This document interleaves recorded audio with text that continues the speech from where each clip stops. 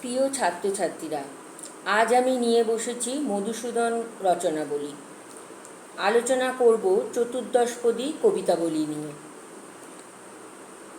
চতুর্দশপদী কবিতাবলী Shri Michael Madhusudan Dutta প্রণীত। যারা বাংলা সাহিত্য ভালোবাসো এবং ভবিষ্যতে বাংলা সাহিত্য নিয়ে পড়তে চাও, তাদের জন্য এই ভিডিও। 1865 খ্রিস্টাব্দে ফরাসি দেশে বসবাসকালে মাইকেল মধুসূদন দত্ত চতুর্দশপদী নাম দিয়ে যে কবিতাগুলি রচনা করেন সেইগুলোই 1866 খ্রিস্টাব্দে চতুর্দশপদী কবিতাবলী নামে প্রকাশিত হয়। শ্রীযুক্ত ঈশ্বরচন্দ্র বসু কোম্পানি স্ট্যানহোপ যন্ত্রে মুদ্রিত। সন 1273 সাল, ইংরেজি 1866। প্রথমে আছে প্রকাশক দিগের বিজ্ঞাপন। চতুর্দশপদী কবিতাবলী হল সনেট, মধুসূদনের প্রবাস জীবনের সবচেয়ে উল্লেখযোগ্য সাহিত্যকর্ম। মধুসূদন তার বন্ধু রাজনারায়ণ বসুকে এই কবিতাগুলি কিছু কিছু পাঠাতেন। বাংলা ভাষায় এই জাতীয় কবিতা আগে ছিল না, মধুসূদনই এর প্রবর্তক। 100টা সনেট আছে। আর তারপরে চতুর্দশপদী কবিতাবলীর পরে গ্রন্থাকারে অপ্রকাশিত কিছু কবিতাবলী আছে। তার মধ্যে আত্মবিলাপ, কবি মাতৃভাষা, এইগুলো পড়ছে। সনেট রচনা প্রথম শুরু হয় ইতালিতে। ইতালির একজন বিখ্যাত কবি ফ্রান্সিসকো পেত্রার্কা অনেকগুলো উৎকৃষ্ট সনেট রচনা করেছিলেন। তিনি সনেটের প্রথম রচয়িতা। পরে ইতালি থেকে ইউরোপে সনেট ছড়িয়ে পড়ে। ওয়াট ও সারে ইংল্যান্ডে সর্বপ্রথম সনেট রচনা শুরু করেন। তবে সনেটের গঠনে বৈচিত্র্য আনেন শেক্সপিয়ার। ইংরেজি সাহিত্যে মিল্টন, ওয়ার্ডসওয়ার্থ, কিটস, সুইনবার্ন, রসেটি উৎকৃষ্ট সনেট রচনা করেন। বাংলায় মধুসূদনের পরে অনেকে সনেট রচনা করেছেন। দেবেন্দ্রনাথ সেন, অক্ষয় কুমার বড়াল, রবীন্দ্র পরবর্তী ও সমকালীন সনেট রচয়িতা। গোবিন্দচন্দ্র দাস রবীন্দ্রনাথের অগ্রজ, আর এক সনেট রচয়িতা। এরপর রবীন্দ্রনাথ ঠাকুর, তিনি অনেকগুলি চতুর্দশপদী কবিতা লিখেছিলেন। প্রমথ চৌধুরী, রবীন্দ্রোত্তর কবি মোহিতলাল মজুমদার, প্রমথনাথ বিশি, আধুনিক যুগের কবিদের মধ্যে সুধীন্দ্রনাথ দত্ত, বিষ্ণুদেব, বুদ্ধদেব বসু, অজিত দত্ত এবং আরও অনেকে।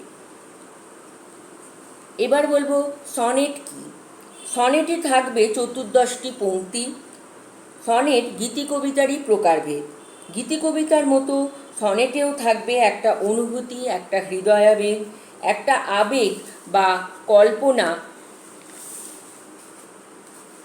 14টি পংক্তির মধ্যে সঞ্চারিত করে নিঃশেষ করতে হবে।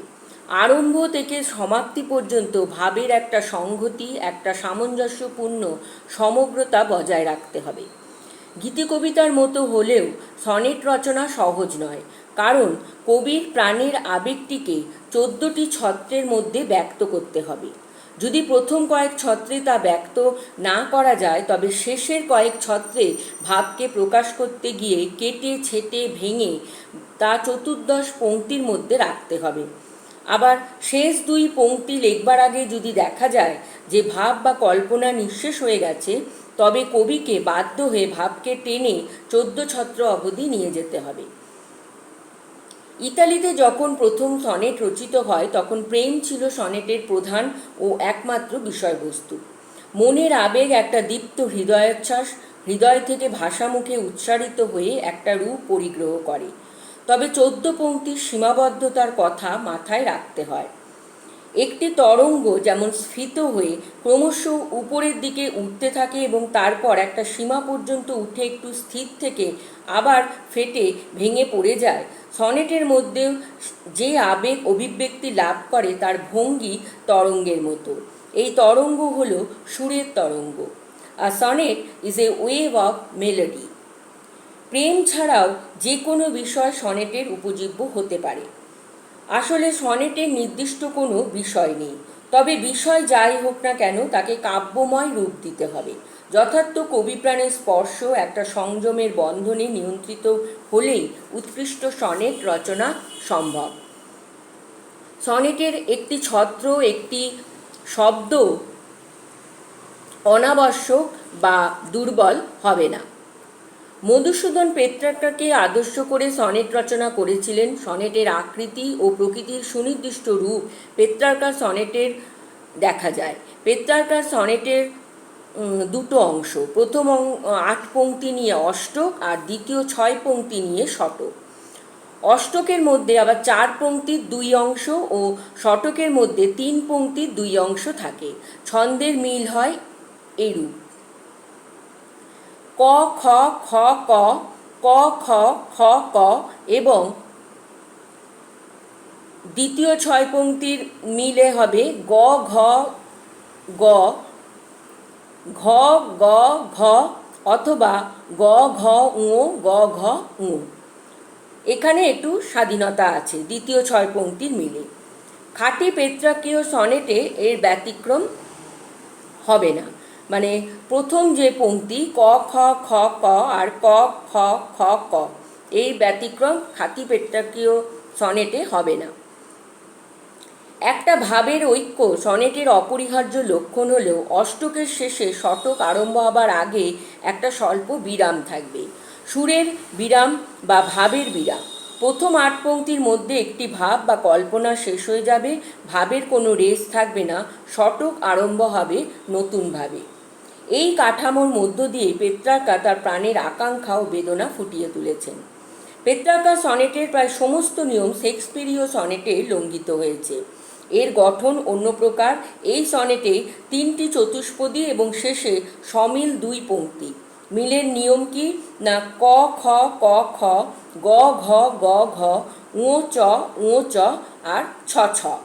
এই রীতি অবলম্বন করে অনেক উৎকৃষ্ট সনেট রচিত হয়েছে। এছাড়া আছে মিশ্র রীতির সনেট। মিশ্র রীতির সনেটও কিন্তু অনেক উৎকৃষ্ট আছে। মধুসূদন পেত্রার্কা সনেটের গঠনকেই অনুসরণ করেন। সনেট রচনার সময় তিনি বারবার পেত্রার্কার কথাই বলেছেন। কমলে কামিনী সনেটটি অবিকল পেত্রার্কীয় রীতিতে রচিত। তবে ইংরেজ কবি মিল্টন, ওয়ার্ডসওয়ার্থ বা কিটসের মতো মিশ্র রীতিতেও অনেক সনেট তিনি রচনা করেছেন। মিল্টন যেমন অষ্টক ও শতকের বিভাগ সর্বত্র মানেননি, মধুসূদনও মিল্টনের মতো অষ্টক ও শতকের বিভাগ বজায় রাখেননি, যদিও পেত্রার্কার রীতিতেই তারা দুজনেই অনুসরণ করেছেন। মধুসূদন তার বঙ্গভাষা সনেটটি পেত্রার্কার অষ্টক ও শতক বজায় রেখেও শেক্সপিরীয় ছন্দরীতি প্রয়োগ করেছেন বঙ্গভাষা সনেটটিতে।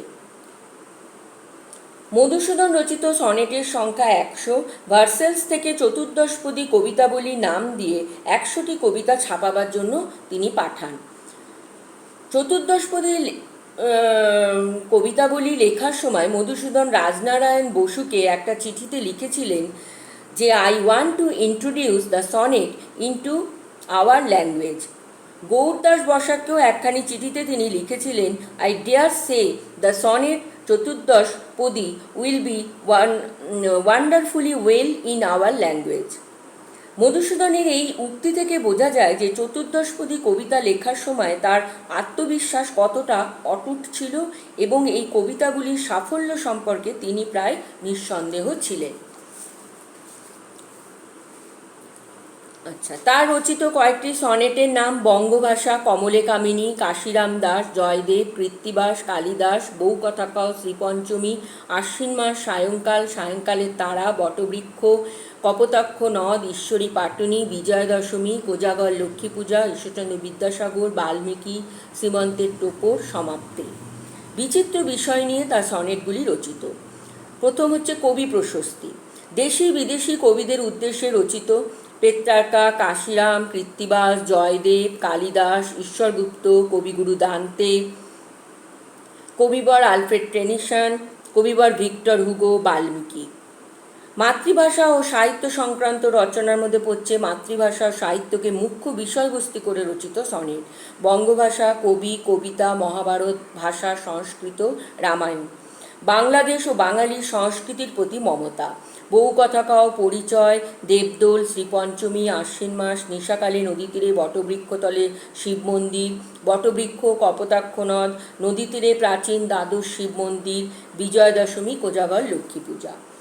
পুরাণ প্রীতি তার যে সমস্ত সনেটে ধরা পড়েছে, অধিক সংখ্যক সনেটই এই পর্যায়ের। কমলে কামিনী, সীতা দেবী, মহাভারত, নন্দনকানন, ঈশ্বরী পাটনি, কল্পনা, সুভদ্রাহরণ, কিরাত অর্জুনিয়ম, সীতা বনবাসে, গদাযুদ্ধ, গো গৃহরণে, কুরুক্ষেত্র, সুভদ্রা, উর্বশী, দুঃশাসন, শকুন্তলা, হিড়িম্বা, পুরুরবা, শিশুপাল, রামায়ণ, হরিপর্বতে দ্রৌপদীর মৃত্যু, শ্রীমন্তের টোপর, ব্রজবৃত্তান্ত।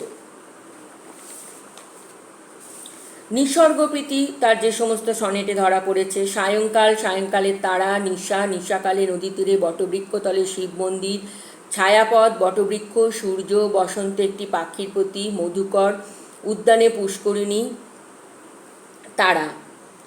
আর নীতিতত্ত্বমূলক কবিতা, কুসুমে কীট, বটবৃক্ষ, দ্বাদশ শিব মন্দির, ভার্সেলস নগর, পরলোক, শ্মশান, নূতন বৎসর, কেউটিয়া সাপ, শ্যামাপক্ষী, দেব, অর্থ, ভূত, কাল, আশা। বিভিন্ন রসের কবিতা, করুণ রস, বীর রস, সিঙ্গার রস, রৌদ্ররস।